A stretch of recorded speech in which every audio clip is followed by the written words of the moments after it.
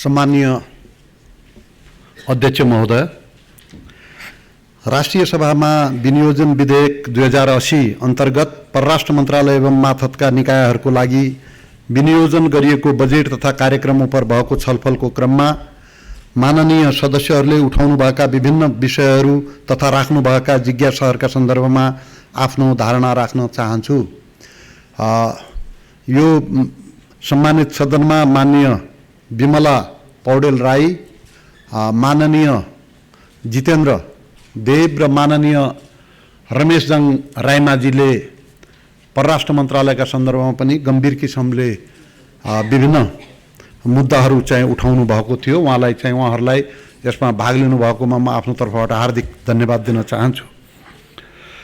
परराष्ट्र नीति, नेपालको असंलग्न परराष्ट्र नीतिबाट नेपाल विचलित भएको हो कि भन्ने सन्दर्भमा पनि चाहिँ यहाँ कुरा उठेको थियो। परराष्ट्र नीति सञ्चालनका मूलभूत आधार नेपालको संविधानले निर्दिष्ट गरेको छ र असंलग्नताका ती आधारहरूमध्ये एक प्रमुख आधार एक प्रमुख आधार रहिआएको छ। नेपालको सार्वभौमिक समानता, पारस्परिक सम्मान र लाभका आधारमा छिमेकी लगायत अन्य मुलुकसँग सम्बन्धलाई सुदृढ र विस्तार गर्दै आएको छ। गुण र दोषका आधारमा अन्तर्राष्ट्रिय मुद्दामा स्वतन्त्र धारणा बनाउने, मतदान गर्ने तथा अन्तर्राष्ट्रिय सम्बन्धलाई न्यायपूर्ण, निष्पक्ष, उत्तरदायी र सहयोगात्मक बनाउने दिशामा नेपालको कूटनीतिक प्रयास उन्मुख छ। नेपालको स्वतन्त्र, सन्तुलित, निष्पक्ष र वस्तुनिष्ठ दृष्टिकोणका कारण विश्व जगतमा विश्वसनीयता र सम्मान आर्जन हुन सकेको छ। हालै मात्र पनि 3 देखि 6 जुलाई 2023 मा अजरबैजानको बाकुमा सम्पन्न नन अलाइनमेन्ट मुभमेन्टको मन्त्रीस्तरीय बैठकमा भाग लिएर म गत हप्ता मात्र स्वदेश फर्केको छु। उक्त बैठकलाई सम्बोधन गर्ने क्रममा मैले बदलिदो अन्तर्राष्ट्रिय परिवेशमा असंलग्न आन्दोलनको सान्दर्भिकता र महत्त्वलाई थप उजागर गर्न सहकार्य गर्ने नेपाल सरकारको प्रतिबद्धता व्यक्त गरेको थिए। साथै हाल विश्वका जल्दाबल्दा राजनैतिक तथा आर्थिक मुद्दाको समाधानका लागि असंलग्न आन्दोलनमा आबद्ध सदस्य राष्ट्रहरूको ऐक्यबद्धता र सहकार्यमा जोड दिएको थिए। तसर्थ असंलग्न परराष्ट्र नीतिको अवलम्बनतर्फ नेपालको प्रतिबद्धता अटुट रहेको स्पष्ट पार्न चाहन्छु। नेपाल सरकारबाट 2077 कार्तिक 7 मा स्वीकृत परराष्ट्र नीति 2077 को सोही वर्षको मङ्सिर महिनामा परराष्ट्र मन्त्रालयले सार्वजनिक गरेको र सोको प्रति मन्त्रालयको वेबसाइटमा समेत उपलब्ध रहेको छ। परराष्ट्र नीति 2077 का सम्बन्धमा नीति अध्ययन प्रतिष्ठानबाट मन्त्रालयलाई पृष्ठपोषण प्राप्त भएको छ। परराष्ट्र नीति 2077 मा उल्लेख भएको व्यवस्था बमोजिम नेपाल सरकारले आवश्यकता अनुसार यस नीतिको पुनरावलोकन वा परिमार्जन गर्दै आवश्यकता अनुरूप नयाँ निर्माण गर्नेछ। बीआरआई सम्झौता अनुरूप कार्यान्वयन नभएको सम्बन्धमा नेपाल र चीन बीच 2017 मा बीआरआई सम्बन्धी सम्झौता पत्रमा हस्ताक्षर भएको हो। सोही अनुसार दुई देशको बीच बीआरआई कार्यान्वयन योजनामा छलफल जारी रहेको छ। चीनका तत्कालीन स्टेट काउन्सिलर एवं परराष्ट्र मन्त्री वाङ यी यो मार्च 2022 मा सम्पन्न नेपाल भ्रमणमा हस्ताक्षर भए अनुसार केरुङ काठमाडौँ रेलवेको सम्भाव्यता अध्ययन तथा दुई देश बीच अन्तर्देशीय विद्युत प्रसारण लाइनको सम्भाव्यता अध्ययन भइरहेको छ। राजदूत नियुक्तिका सम्बन्धमा हाल स्थायी नियोग न्युयोर्क तथा Geneva, Canada, France, Thailand, UAE र कुवेत गरी 7 स्थानमा राजदूत पद रिक्त रहेको छ। राजदूतको नियुक्तिमा नेपाल सरकारले परराष्ट्र भित्रबाट 50% र परराष्ट्र बाहिरबाट 50% गर्ने हाम्रो कार्यविधिको प्रावधान छ र सोही कार्यविधि अनुसार नियुक्त गर्ने सम्बन्धमा उच्च तहमा छलफल भइरहेको छ र यो प्रक्रिया अब तत्कालै टुङ्गिनेछ भन्ने म विश्वास दिलाउन चाहन्छु। अध्यक्षज्यूको रसिया भ्रमणमा भएका सहमतिका विषयमा परराष्ट्र मन्त्रालयबाट समन्वय र सहजीकरण नभएको सम्बन्धमा पनि चाहिँ यहाँ प्रश्न उठेको छ। सम्माननीय अध्यक्षज्यूको रसिया भ्रमणका अवसरमा भएको कुराकानीका आधारमा संघीय संसद सचिवालय र पूर्वाधार शिक्षा तथा र स्वास्थ्य सम्बद्ध मन्त्रालयबाट परराष्ट्र मन्त्रालयमा पत्राचारहरू प्राप्त भएका छन्। यस विषयमा म आफैले नेपालका लागि रसियाका राजदूतलाई मन्त्रालयमा बोलाएर ती प्रस्तावहरूका विषयमा विस्तृत विवरण माग गरेको छु। राजदूतले मस्कोसँग समन्वय गरी थप विवरण उपलब्ध गराउने जानकारी गराउनु भएको छ। त्यसैगरी परराष्ट्र मन्त्रालयको सम्बन्धित महाशाखाबाट पनि रसियन राजदूतावासमा आफ्ना समकक्षीसँग कुराकानी भइरहेको छ। तसर्थ यस विषयमा हाल रसियन पक्षबाट थप विवरणको प्रतीक्षा भइरहेको अवस्था म स्पष्ट पार्न चाहन्छु।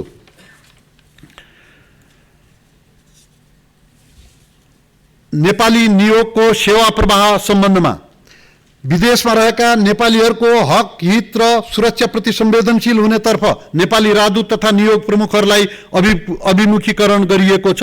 विदेशमा अप्ठ्यारोमा परेका नेपालीहरूको उद्धार एवं आवश्यकता अनुसार नेपाली फर्कन सहजीकरण गर्ने कार्यलाई नियोगले उच्च प्राथमिकतामा राखेका छन्।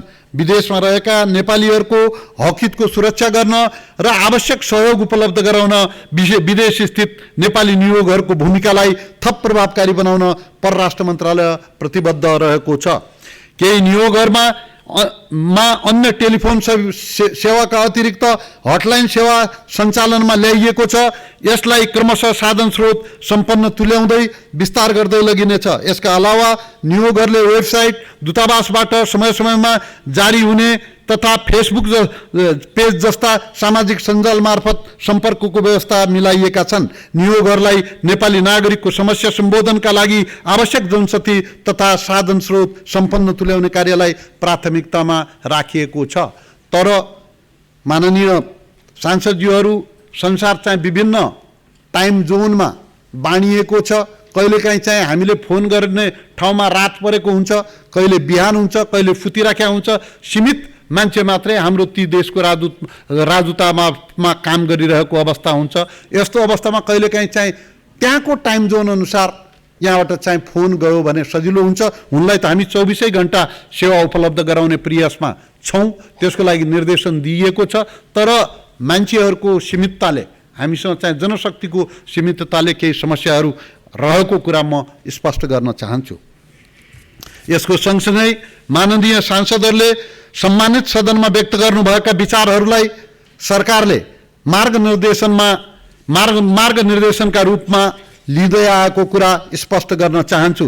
तर विभिन्न देशहरूका सँगको हाम्रो सम्बन्ध, देशको प्रतिरक्षा, सुरक्षा र सेना जस्तो विषयमा बोल्दा संवेदनशील र संयमता अपनाउन म सबै सांसद माननीयज्यूहरूलाई विनम्रतापूर्वक आग्रह गर्न चाहन्छु।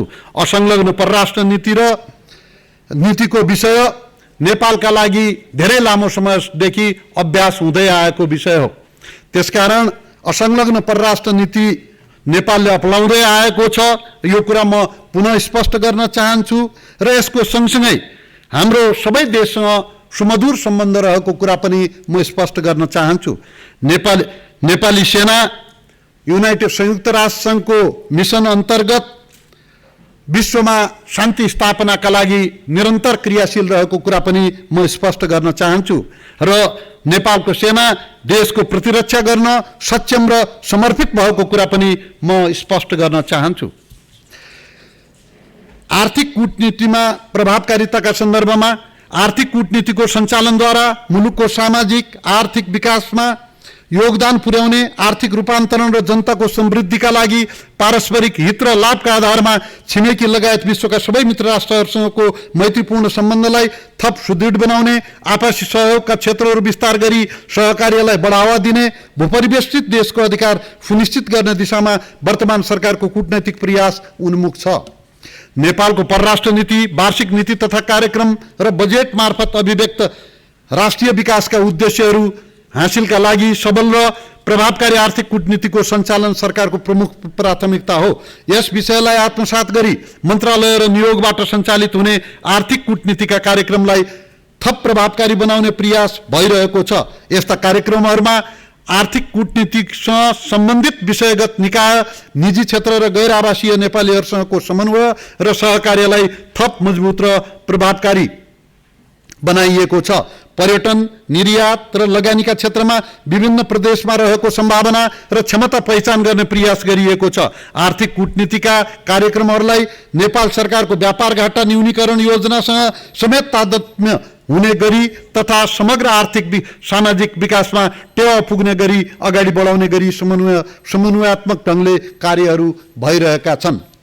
कूटनैतिक नियोगको पुनरावलोकन सम्बन्धमा नेपालले विभिन्न मुलुकहरूका नियोगहरू स्थापना गर्दा छिमेकी मुलुकहरू, ठुलो सङ्ख्यामा नेपालीहरूको उपस्थित रहेका मुलुकहरू, द्विपक्षीय व्यापार, लगानी, पर्यटन लगायतका आर्थिक सम्बन्धको अवस्था र सम्भाव्यता रहेका मुलुकहरू, विभिन्न महादेशमा राजनैतिक, आर्थिक र सामरिक रूपले महत्त्व राख्ने राष्ट्रहरू तथा भौगोलिक प्रतिनिधित्वका आदिका आधारमा नियोगहरू स्थापना भएका छन्।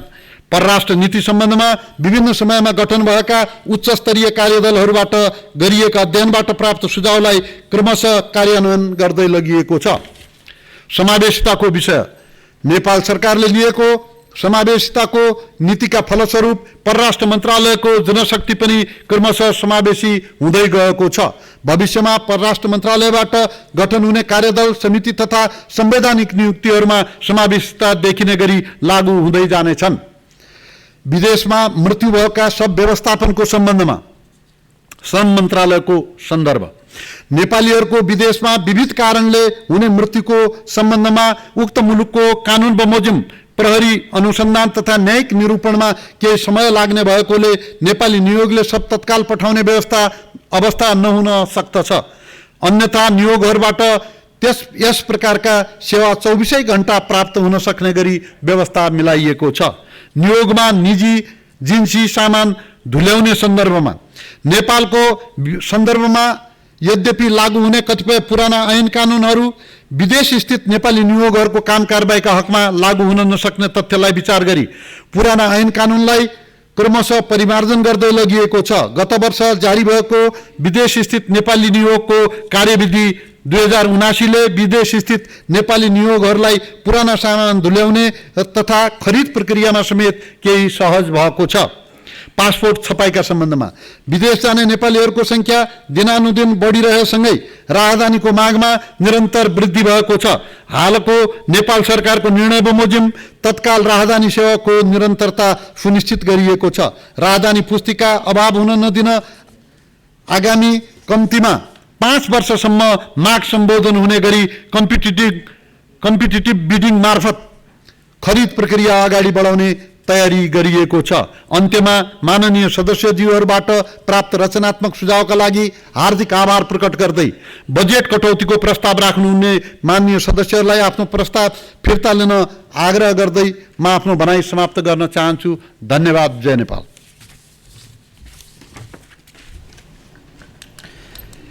माननीय सदस्यहरू, माननीय परराष्ट्र मन्त्री नारायण प्रकाश साहुले दिनुभएको जवाफका सम्बन्धमा स्पष्टीकरण माग गर्न चाहनुहुने माननीय सदस्यहरूलाई समय उपलब्ध गराउँछु।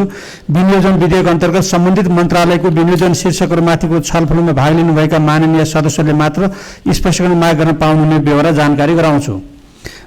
स्पष्टीकरण माग गर्न चाहनुहुने प्रत्येक माननीय सदस्यलाई 1 मिनेटको समय निर्धारण गरेको छु। माननीय डाक्टर बिमला राई पौड्याल। सम्माननीय अध्यक्षज्यू, पहिलो कुरा त म परराष्ट्र मन्त्रीज्यूलाई हार्दिक आभार व्यक्त गर्न चाहन्छु, धन्यवाद दिन चाहन्छु। धेरै राम्रोसँग उहाँले हाम्रा कन्सर्नहरू सुनेर त्यसको राम्रोसँग जवाफ दिनुभएको छ। धेरै सन्तोषजनक जवाफहरू पनि दिनुभएको छ। यसको लागि थुप्रै धन्यवाद दिन चाहन्छु। एउटा आन्सर नआएको विषय भनेको चाहिँ मैले सुनेअनुसार हाम्रो सम्माननीय अध्यक्षज्यू सोभियत सङ्घमा गएर फर्किसकेपछि त्यहाँको अध्यक्षज्यूलाई चाहिँ यता निम्तो पठाउने भनेर, भ्रमणको लागि निम्तो पठाउने भनेर एउटा पत्र सभामुखबाट परराष्ट्रमा गएको छ र त्यो अझै पनि त्यहाँबाट प्रोसेस भएको छैन भन्ने कुरा चाहिँ सुन्नमा आएको छ। त्यो के भइरहेको छ र त्यो किन त्यसरी रोकिएको हो र हामी बोलाउँछौँ बोलाउँदैनौँ, किनभने उतातिर तयार भएर बस्ने, यतातिर नबोलाउने अलि अप्ठ्यारो हुन्छ कि जस्तो त्यो लाग्छ। त्यसमा जवाफ दिनु पर्यो। र अर्को चाहिँ यो नियोगको सेवाको सम्बन्धमा चाहिँ टाइम जोन हेरेरै त्यहाँका मान्छेले फोन गर्ने हुन्, तर अझै पनि सेवा चाहिँ राम्रो प्रभावकारी हुन सकिरहेको छैन। यसमा अझै ध्यान दिनुपर्छ। माननीय खिमलाल देवकोटा। सम्माननीय अध्यक्ष महोदय, माननीय बिमला राईले भने जस्तै रसरासकै मैले अलि एउटा उदाहरण दिन चाहन्छु। हामीले भर्खरै परराष्ट्र मन्त्रीज्यूले हाम्रो परराष्ट्र नीति असंलग्न छ भन्नुभयो, तर हामीले लेख्दाखेरि बोल्दाखेरि असंलग्न भन्छौँ, तर हामी कुनै शक्ति केन्द्रसँग हामी संलग्न छौँ। शक्ति केन्द्र अनुसारको हामी त्यो इसारामा हामी चलिरहेका छौँ। उदाहरण भनेको रसा र युक्रेनको युद्धमै हामी भन्न सक्छौँ। र भारतले रसा र युक्रेनको युद्धकै सवालमा हामी कुनै पनि हामी रसासँग हामी सम्बन्ध बिगार्न चाहदैनौँ, हाम्रो पुरानो सम्बन्ध हो भनेर भारतले भन्यो। त्यसको फाइदा हामीले लियौँ, किनभने त्यो बेलामा संसारभरि पेट्रोलियम पदार्थको हाहाकार थियो। त्यो फाइदा हामीले, किनभने भारतसँग हाम्रो पेट्रोलियम पदार्थको आयात हामीले भारतबाट गर्ने हुँदाखेरि हामी त्यहाँबाट फाइदा लियौँ। एउटा यो पाटो थियो। र मैले यहाँ भन्न खोजेको कुरा चाहिँ के हो भने सम्माननीय अध्यक्ष महोदय, अहिले भारतका प्रधानमन्त्री अहिले के अरे अमेरिकाको कङ्ग्रेसमा गएर भाषण गर्नुभयो। सारा सिङ्गो अमेरिकाभरि भारतका प्रधानमन्त्रीको हाई भयो, तर पनि भारत चाहिँ अब होइन, मैले यो विषय किन भन्न माननीय सदस्यहरू, अब माननीय सदस्यहरूले सोध्नु भएको स्पष्टीकरणको सम्बन्धमा प्रश्न पार्न माननीय परराष्ट्र मन्त्री नारायण प्रकाश साउदलाई समय उपलब्ध गराउँछु।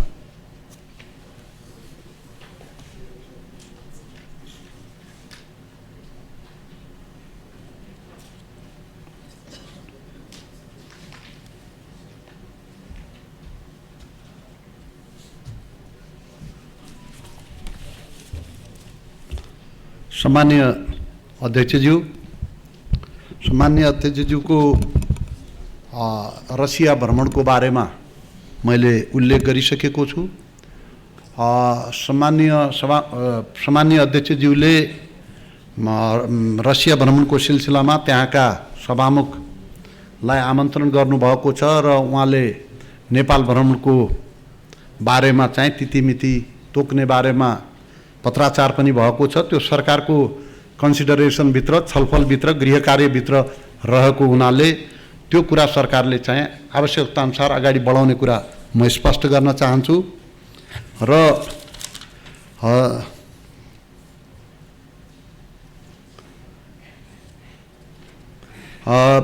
यसको सँगसँगै रसियाका संसद प्रमुखलाई पठाइएको जुन निमन्त्रणा छ त्यो चाहिँ सम्बन्धित गन्तव्यसम्म पठाइसकिएको बेहोरा पनि म चाहिँ अनुरोध गर्न चाहन्छु। रसियासँग हाम्रो सम्बन्ध रहिआएको छ र हाम्रो सम्बन्ध राम्रो रहिआएको छ। अर्को सांसदजीले सोध्नु भएको थियो, त्यसमा सरकार चाहिँ ती सम्बन्धहरूलाई निरन्तरता दिन चाहन्छ। कुनै पनि देशसँग हाम्रो चाहिँ सुमधुर सम्बन्ध छ र त्यो सम्बन्धलाई हामी निरन्तरता दिन चाहन्छौँ। रसियासँगको सम्बन्धलाई पनि हामी सुमधुर किसिमले अगाडि बढाउन चाहन्छौँ। धन्यवाद।